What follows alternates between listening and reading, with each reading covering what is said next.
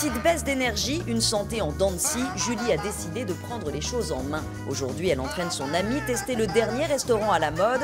Crudescence applique une recette venue de Californie, l'alimentation vivante. Ici, on mange sain, on mange bio et surtout, on mange cru. Les fondateurs des lieux en sont convaincus, la cuisine santé, même extrême, peut aussi être gastronomique. Jusqu'à aujourd'hui, du moins, l'alimentation santé, pour la plupart des gens, le commun des mortels, c'est plus ou moins bon, mais c'est santé, fait qu'on va le manger. On commence à changer les choses, puis on se rend compte que manger santé, ça peut être bon, ça peut être agréable, ça peut remplir notre besoin de plaisir gustatif aussi. Un défi quand la règle interdit que les aliments soient exposés à une température de plus de 40 degrés pour préserver leurs nutriments et leurs précieuses enzymes. Julie teste la méthode avec une crêpe florentine. Elle est faite avec des noix de Brésil, puis des avocats, puis du lin. J'ai pas du tout l'impression de manger cru, j'ai l'impression que la crêpe est cuite.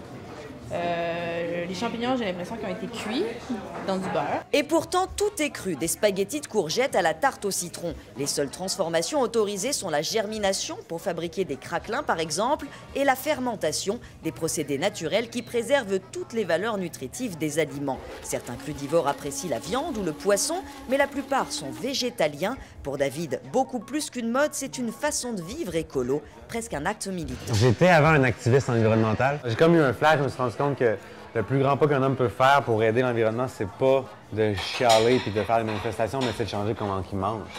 Parce qu'on mange 3 fois par jour. Puis je me suis rendu compte que j'avais un écosystème dans mon corps, puis si je prends soin de mon écosystème, je prends soin de l'environnement. Puis j'ai fait une randonnée en mangeant cru, pour essayer. J'ai marché du Mexique au Canada en mangeant vivant, avec des commanditaires qui m'ont eu de la nourriture, avec des pousses qui poussaient dans mon sac à dos carrément. Du céleri dans le désert, ouais, c'était vraiment intense. Les gens me prenaient pour un fou un peu. Pour la première fois de ma vie, j'avais pas faim quand je faisais une randonnée de longue haleine. Super bon. Pour durer, Crudescence s'appuie sur 3 piliers, santé, saveur, éthique, un trio gagnant. Nous, notre plus grand pas, c'est qu'on est 100% bio, on composte toute nos matières résiduelles. On fait 1,5 tonnes de compost par semaine, c'est ridicule. Par semaine? Par semaine. Mais j'ai hâte de voir le processus de fabrication par contre.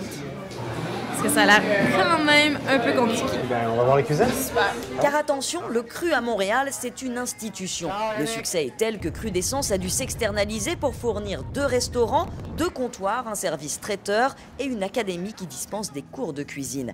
Légumes et Germes ont donc investi le 9e étage d'un immeuble. 80 personnes travaillent 7 jours sur 7 à façonner cette cuisine vivante. Attention, silence, ça germe. À écouter et regarder mes petits légumes pousser. Là, ça, c'est du sarrasin qu'on a fait germer.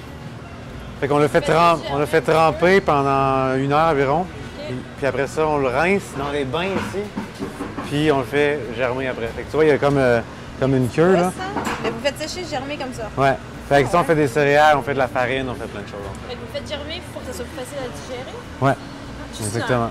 Mais en fait, ça serait pas digeste si on le faisait pas germer. Il faudrait le cuire. Et qu'au lieu de faire cuire, on fait germer. Et qu'au lieu de détruire les nutriments, on les potentialise puis on les maximise, en fait. C'est ça le concept. Biscuit de cacao cru, baie de goji, abricot, sarrasin germé, éclat de cacao, amandes. C'est bon, non? Ouais.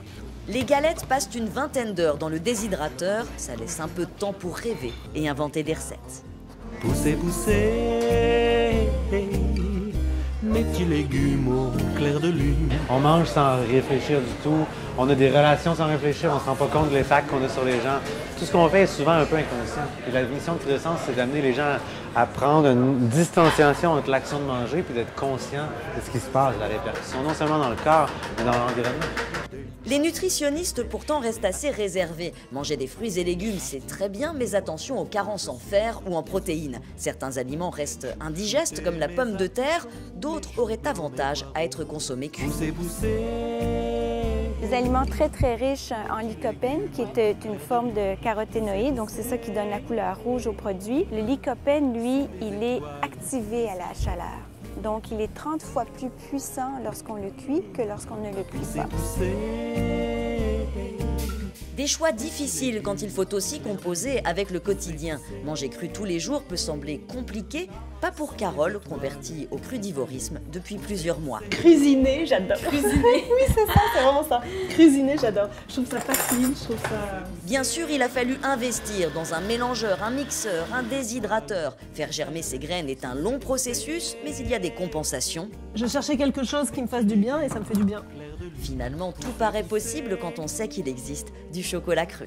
Sous les étoiles qui s'allument, poussez, poussez.